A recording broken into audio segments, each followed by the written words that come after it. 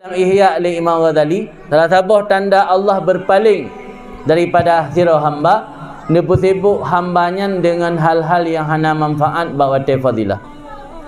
Azai ka malam Jumaat jika lalu deh. Yang malam lain yang biasa hana tak sibuk tu. Azai ka malam-malam le fadilah ka lalu. Dalam bulan Ramadan ka lalu. Dalam bulan Ramadan puncak ibadat Ramadan kan di awal dan di pertengahan.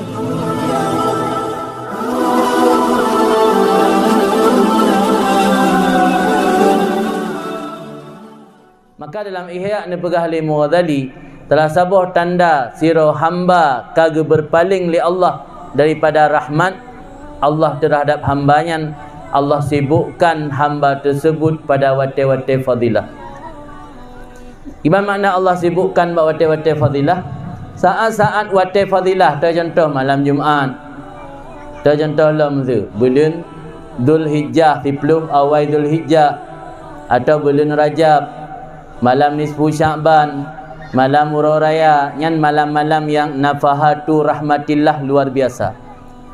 Ini pegah dalam Ihya li Imam Ghazali, salah satu tanda Allah berpaling daripada sirah hamba, nepu sibuk hambanya dengan hal-hal yang hana manfaat bawa fadilah.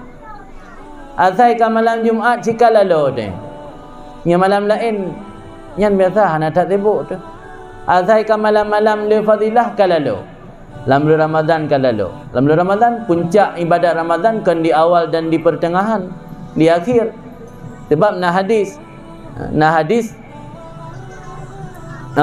al-ibratu bil khawatim, innamal a'malu bil khawatim, bunyi hadis. Hanya saja amal itu bil khawatim, di akhir.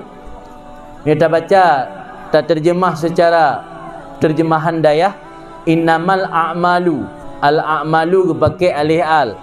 Biasa lafai idza utlika yuhmalu alal kamal.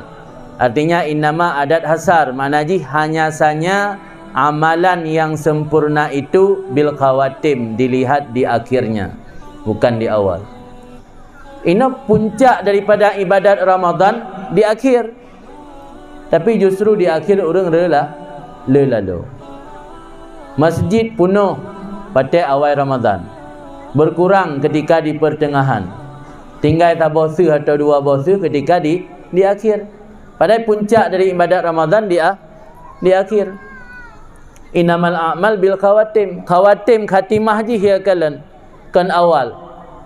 Maka karena khatimah yang kekalan seharusnya tanya ta pacu ibadat Ramadan nayo justru ketika menjelang ibadat Ramadan berakhir kan ba awal.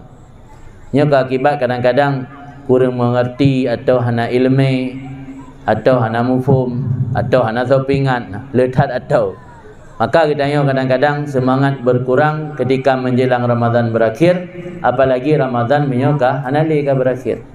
Maka kunci daripada meningkatkan ibadat di luar Ramadan atau pasca Ramadan, mengingatkan kembali bahawa hembusan rahmat Allah tersebut ada waktu-waktu dan musim-musim tertentu.